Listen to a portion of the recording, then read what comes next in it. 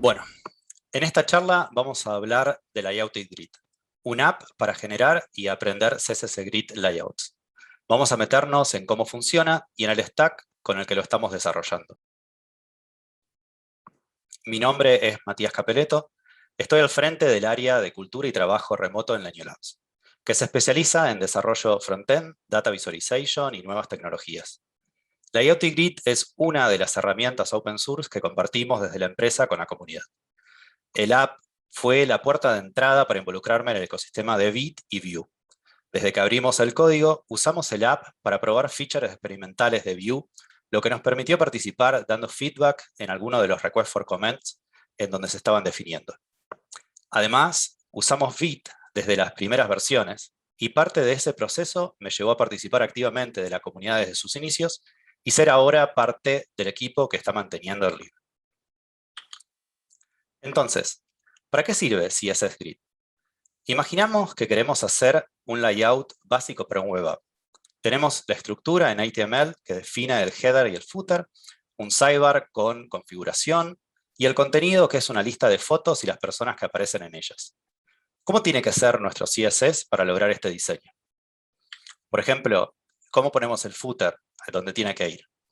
Hace unos años tendríamos que recurrir a hacks usando floats para lograrlo, por ejemplo. Por suerte, ahora tenemos herramientas muy poderosas para layout en la web, como Flexbox y Grids. En este caso, tenemos una clara grilla de 3 columns y 3 rows, y CSS Grid nos va a permitir modelarlo. Para usar CSS Grid, necesitamos en nuestro container definir la propiedad display como grid. Usamos grid template columns para definir la cantidad de columnas y los sizes de cada track. fr es una unidad que define una fracción del espacio restante en la grilla. En este caso, la primera y la tercera columna van a ocupar la mitad de lo que ocupa la columna central. De la misma forma, con grid template rows, definimos la cantidad de rows y sus sizes. Ahora que ya tenemos definida la grilla, que es de 3×3 en este caso, podemos ubicar cada área en las celdas que correspondan. Primero les asignamos un nombre a cada una mediante la propiedad gridArea. En el ejemplo usamos el mismo que es su CSS class. Y usamos grid template areas para definir qué celdas tienen que ocupar cada área, colocando este identificador en las celdas correspondientes. Por ejemplo, en las 3 celdas del último row colocamos grid area footer. Y listo, ya tenemos nuestro layout. Esto es solo la superficie de lo que es posible igual con CSS Grid. Las áreas pueden tener autoposicionamiento, tenemos la grilla explícita e implícita, se puede usar gap, hay opciones para alignment, entre otras posibilidades.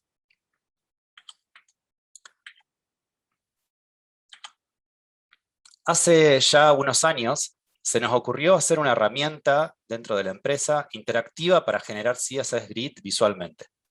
La idea fue desde el comienzo que la herramienta no solo sirva para ahorrarnos escribir el CSS o no tener que aprenderlo, sino que la idea es ayudar a otros a solidificar estos conceptos. Veamos entonces la aplicación.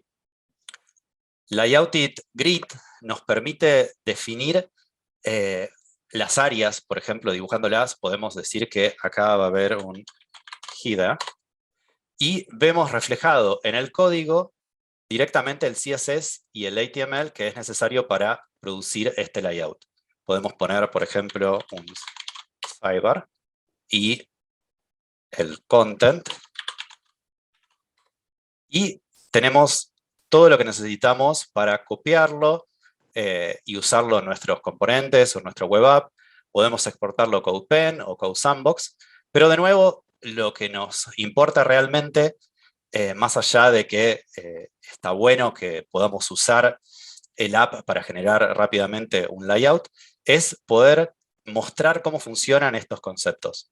Volvamos al principio y usemos el app para generar el ejemplo que vimos antes. Por ejemplo, hagamos lugar para el header. Teníamos en el app también un footer. Podemos ver que tenemos 3 columnas que nos va mostrando cuando hacemos hover cómo interactúan. Tenemos los 3 rows también. Y ya se ve que en la primera fila pusimos en Grid Template Areas header, header, header para que ocupe esas 3 celdas, y footer, footer, footer. Y directamente vemos que cuando hacemos hover, vemos que nos muestra con highlight cuál es el área correspondiente.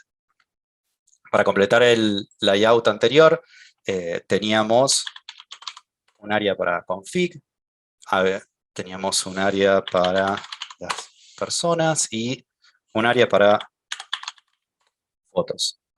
Y habíamos dicho que la primera y la tercera columna iban a ser de 0.5 FR.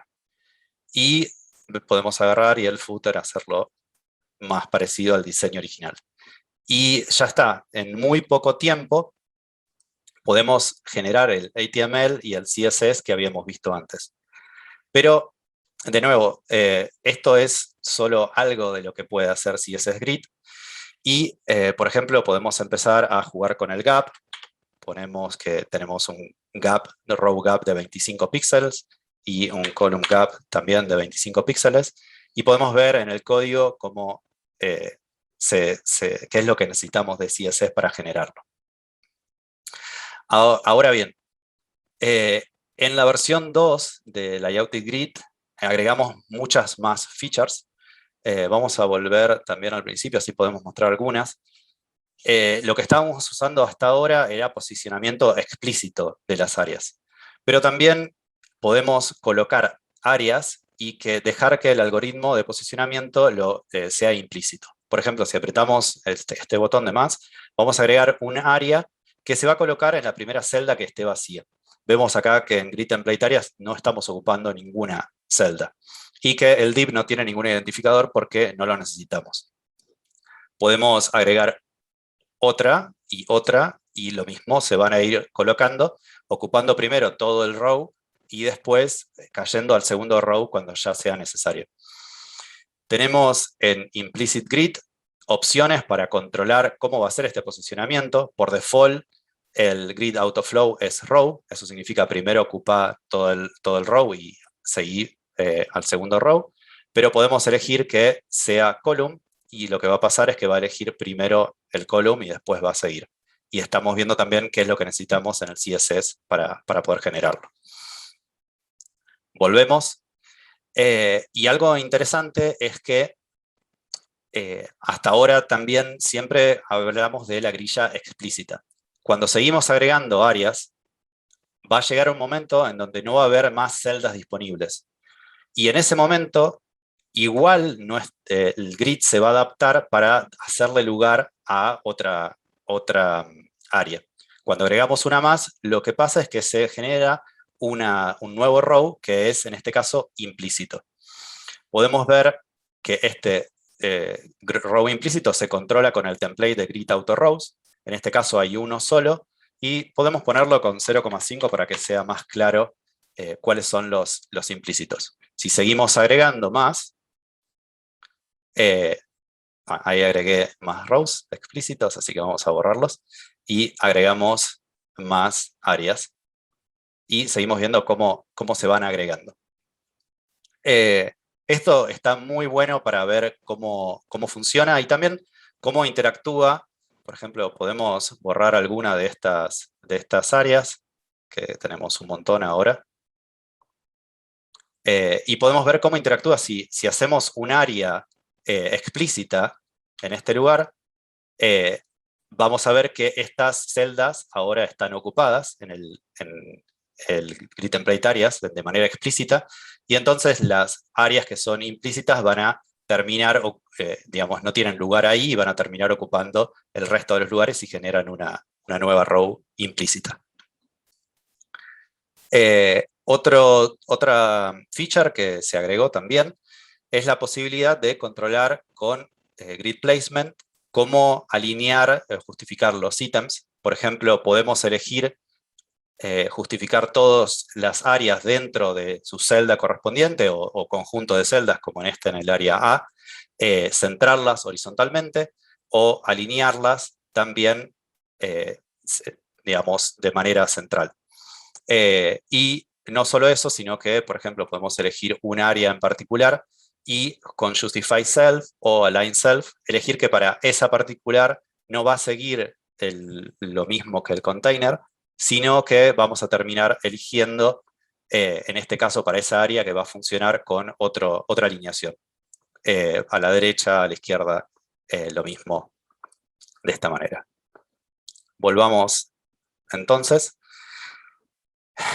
Y podemos continuar un poquito ahora viendo meternos en el stack.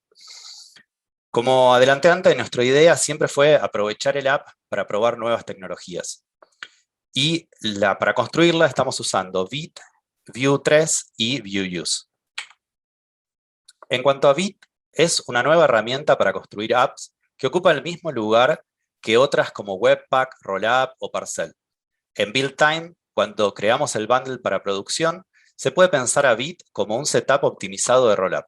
Pero durante Dev, Vite levanta un servidor que responde a los pedidos del browser traduciendo los archivos que sean necesarios, como TypeScript o Vue Single File Components, evitando la necesidad de hacer un bundling de la aplicación. Vite entonces empieza instantáneamente y logra hacer hot mode replacement muy rápidos, que continúan siendo rápidos a medida que la aplicación escala. Sobre Vite podríamos hablar varias horas más, pero no las tenemos en esta charla en particular. Al menos quería dejar como consejo que prueben la herramienta para que vean por qué hay tanta gente que está tan emocionada con este nuevo modelo. Algo interesante es que para hacer las diapositivas estamos usando slide.dev, pueden meterse en la página web, que es usando el mismo stack que usamos para Layouted Grid. También Vite con Vue 3, Vue.use y otras librerías más. Así que es una buena manera de meterse con Vite. Siguiendo con Vue, nos permite estructurar el app con componentes definidos en Single File Components. En cada archivo .vue definimos la lógica, la vista y los estilos de un componente. Con Script Setup podemos usar Composition API de manera cómoda, reduciendo el boilerplate. Esta era una feature experimental hasta Vue 3.2 y nuestro app pasó por cada iteración mientras se fue especificando. En este ejemplo definimos qué props acepta el componente usando defineProps. Declaramos una variable reactiva count como estado local para el componente y la podemos usar directamente en el template. Con Script Setup, todos los bindings que definimos están expuestos en el template. Por ejemplo, podemos definir una función para incrementar el count y usarla también dentro del template. Algo a tener en cuenta es que en el script necesitamos acceder al valor usando .value.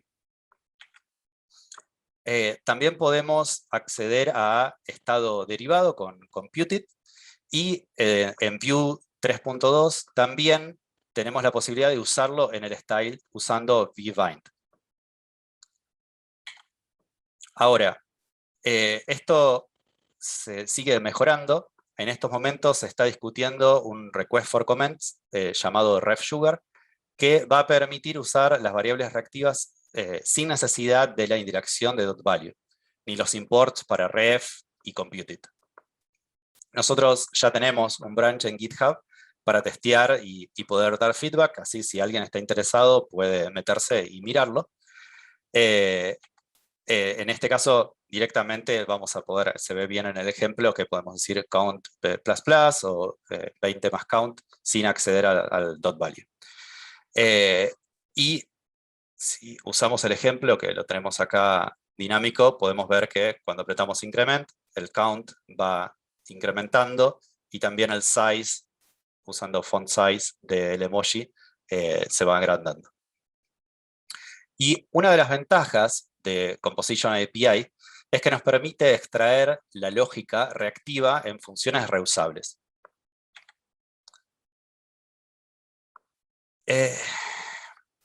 Y Vue.use muestra el poder de abstracción de esta nueva API. Es una librería de utilidades que cubre funcionalidades como storage, eventos del DOM, entre otras. y tiene más de 100 composables. En la IoT Grid nosotros creamos una utilidad al principio para soportar undo, redo en nuestra aplicación, y después vimos que ViewUse ya existía, useRefHistory, que hacía lo mismo, pero pudimos colaborar con ellos para agregar varias funcionalidades que a nosotros nos habían servido. Veamos un poco cómo funciona esta API en particular. useRefHistory nos permite mantener la historia de cambios de una variable reactiva, dándonos funciones para implementar de manera cómoda undo, redo en nuestra app. En el ejemplo, creamos una variable reactiva counter con ref y usamos useRefHistory para obtener su history también reactivo y funciones para provocar undo o redo y otros ref como canUndo y canUnRedo, que son booleanos reactivos que nos ayudan a construir de manera cómoda nuestro UI. Por ejemplo, en este caso, podemos usar canUndo para definir si el botón de undo o redo va a estar disabled. En el ejemplo, por ahora no tiene historia del counter, entonces undo y redo está disabled, pero a medida que si lo cambiamos al counter, en este caso ya tenemos, en la historia ya tiene 3 puntos, entonces podemos hacer undo, y una vez que hacemos undo, tenemos para poder hacer redo también. Entonces se ve como con solo un par de líneas podemos implementar lógica reactiva muy compleja. Volviendo a la aplicación, podemos ver el ejemplo de cómo se usa useRefHistory. Tenemos acá arriba el botón de undo y redo. Vamos a poner de nuevo un header. Podemos poner el content sidebar. Y tenemos undo para volver para atrás o ir agregando las áreas. Lo que es interesante también lo que contaba de la funcionalidad extra, por ejemplo, una vez que nosotros movemos y tenemos una interacción en real time que genera un montón de eventos y de cambios, vemos que se está actualizando en toda la aplicación, pero si movemos, solo genera un nuevo punto de historia cuando termina esa interacción. Entonces el undo tiene mucho más sentido que si fuera que en una interacción se generaron 1000 puntos en el history y después hay que hacer 1000 veces undo para volver atrás, lo que no tiene mucho sentido. Y todo eso también es parte del API de useRefHistory cuando ya necesitamos hacer APIs un poco más complejas. Ahora bien, otra feature que no vimos antes es, por ejemplo, si usamos header y vamos a tener un content, tenemos un botón de subgrids que lo que nos va a permitir, no son subgrid de CSS grid, sino que es un grid dentro. En este caso, por ejemplo, podemos tener A, B y C, 3 áreas, y se ve que en el HTML estos div A, B, C están adentro del contenido. Content, si lo vamos acá abajo en el CSS, vemos que también nos está dando el CSS necesario para generarlo. Es otra grilla más adentro de content. Entonces, con esto podemos definir si queremos, por ejemplo, en un sidebar que también use grid, o el contenido, como estamos viendo ahora, que también va a usar grid, podemos definirlo usando la misma aplicación. Toda esta lógica es bastante compleja, pero el hecho de usar Vue3 con Script Setup nos permitió modelarlo de manera bastante cómoda. Hay varios desafíos en cuanto, por ejemplo, performance, para poder mover esto de manera interactiva y que funcione bien. De nuevo, Vue3 por default, la performance es muy, muy buena, así que no hubo tantos problemas. De todas maneras, se puede ver adentro del código, si se meten en GitHub, alguna de las ideas que tuvimos para hacer que funcione así como está funcionando ahora. Y otro tema, por ejemplo, desde la versión anterior era mucho más sencilla, no teníamos soporte de grilla implícita, no teníamos placement, y teníamos el desafío de cómo hacer para mantener el app simple, dado que había un montón de gente que estaba acostumbrada a usarla. Terminamos ocultando toda esta nueva funcionalidad atrás del accordion para que sea algo que uno encuentre a medida que se vaya metiendo más y aprendiendo más conceptos. Ahora hay otro desafío interesante, fue que para poder mostrar todos estos temas de subgrids, de los distintos,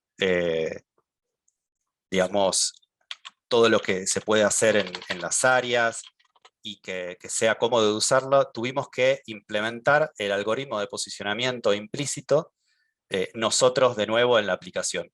Una cosa interesante es que cuando agregamos áreas implícitas, si inspeccionamos el CSS, vamos a ver que se están ubicando realmente de manera explícita, y esto calculado usando exactamente el mismo algoritmo especificado. Después, el app puede seguir mejorando. Tenemos otras ideas, por ejemplo, agregar soporte para Flex. Sería interesante también tener la posibilidad de definir como vimos antes, si vamos a tener un cierto área que representa fotos, poder agregar quizás imágenes para poder representar mejor qué es lo que estamos haciendo.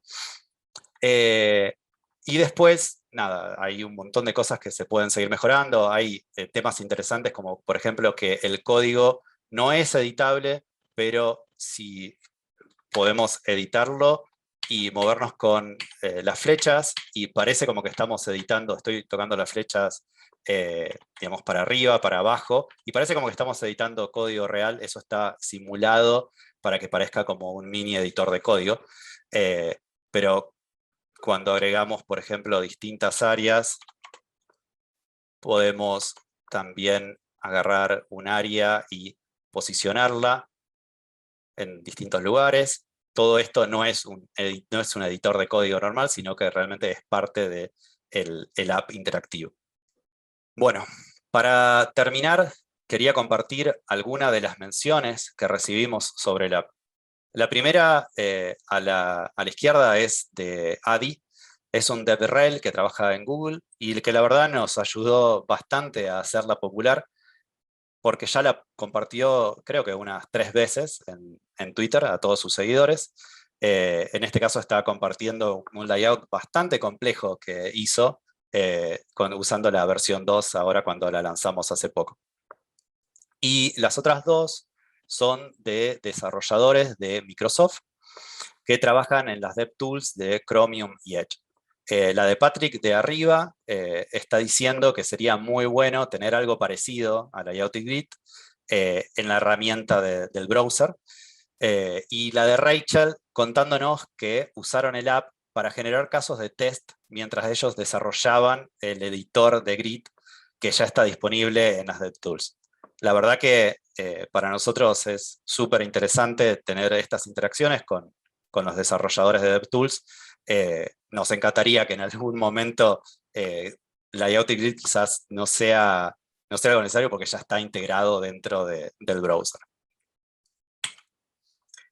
Y eso es todo. Layout Grid es open source, así que si les interesa colaborar con nosotros, si tienen ideas, si quieren meterse quizás a hacer algún PR, métanse en el GitHub del app, es github.com/lanewlabs/layoutit.grid.